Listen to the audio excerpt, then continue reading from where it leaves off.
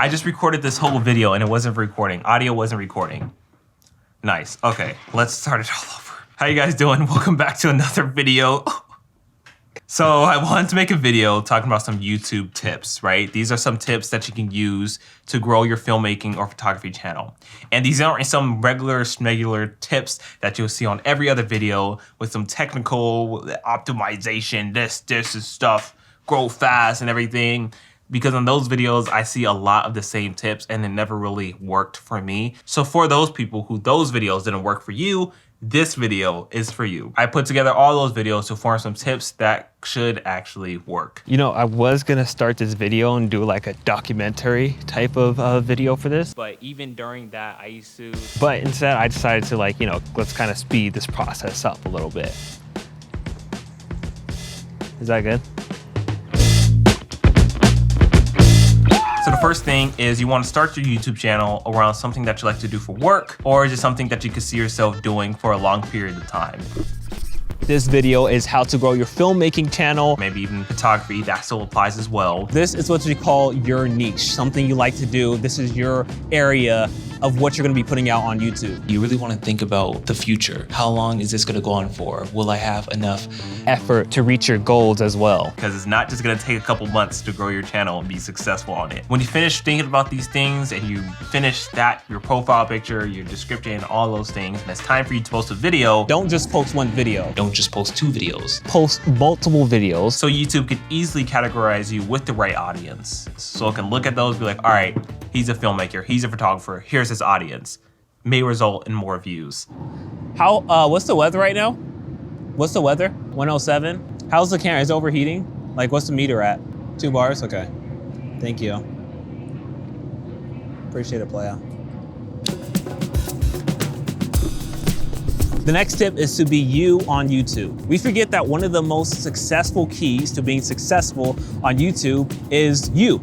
It's to be you on YouTube, you personally. Despite YouTube being so saturated, there will always be a place for you. You have your mind, your personality that all sums up into your style that no one else can replicate. Somebody may have your mind, but they don't have your personality, so they can't have your style. Somebody may have your personality, but they can't have your mind, so they can't have your style. And I know it's not realistic that they can't have your mind or personality, but it's just to go show that nobody can replicate your style. This is a very strong reason as to why I didn't name my channel Micah David Films or Micah David Productions, because sometimes I'm sweating. I feel like I'm sweating a lot. One day I would want to post something a little off topic of filmmaking or photography. Sometimes I want to post that stuff, filmmaking and photography, on my channel that teaches things. And that's just pretty much me embracing my spot here on YouTube. And it's great to sometimes post videos that you want to post, but it's also important that you mix those videos in with the videos that you need to post. But what is important is that you mix that stuff that you want to post in with the stuff that you need to post. Is the videos that you need are the high demanding videos, the trending topics. Now, how do you find these high demand video trending topics?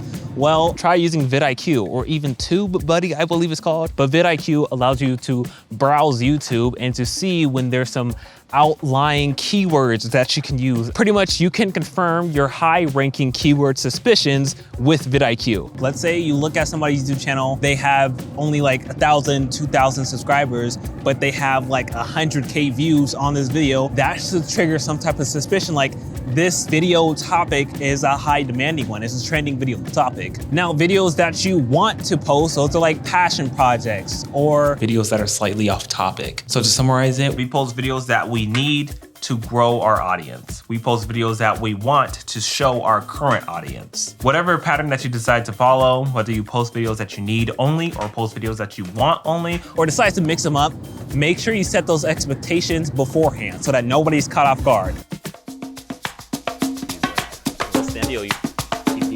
And I know this. I was a look for coming with this. So I guess the main question is, how do you generate these video ideas? And it really just comes down to focusing and meditating and trying to tap into that second brain of yours.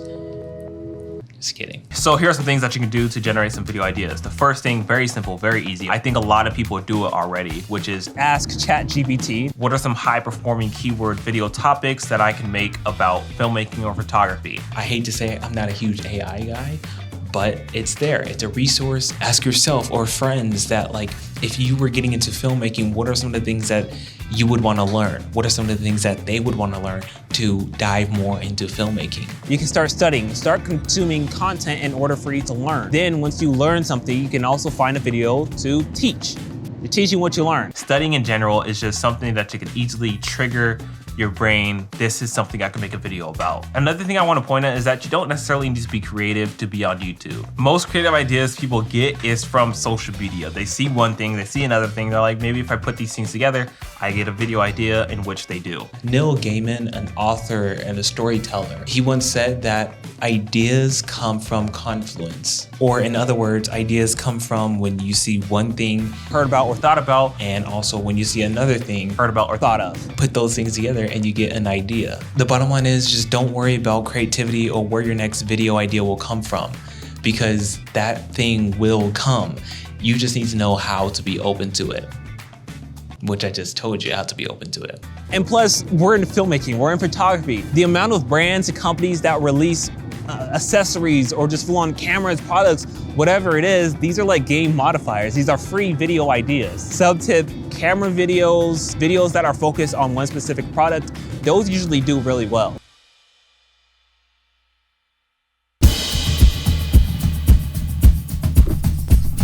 So I know it sounds simple, it sounds exhausting, but you gotta learn to be engaging. Okay, so when most people say to focus on the story of your videos, focus on the structure of your videos, they mainly focus on one thing, and that's the hook.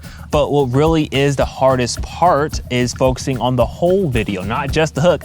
If anything, the hook is the easiest part. Maybe this will help you. Treat your videos like there's a hook every so often. For example, This video is a video about tips. For each tip, use a hook. Hook your audience in. You hook them back in. Start going out. You hook them back in. Have multiple hooks in your videos. You know, at the end of the day, YouTube does everything they can to have people stay on their platform. That's what all this is about. So if people are staying on your video longer, more views and everything, YouTube will love it. They'll keep pushing it out because this is something that will allow people to stay on the YouTube platform. so many hummingbirds and flies everywhere.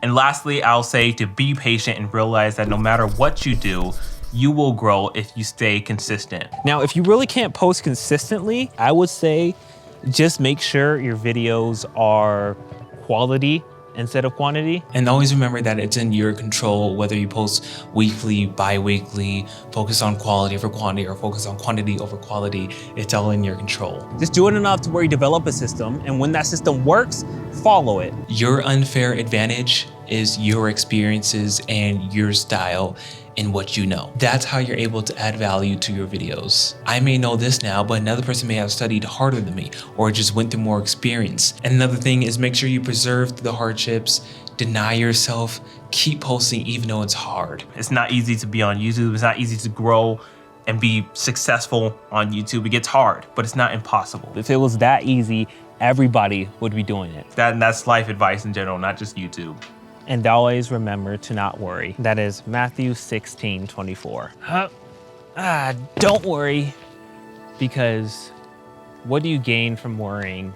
You do not gain a single hour by worrying. Don't worry about something that is out of your control. Like, stop showing me about your kids. I don't care about your kids. I want to learn. I'm kidding. Was that rude? I think that was a bit too rude.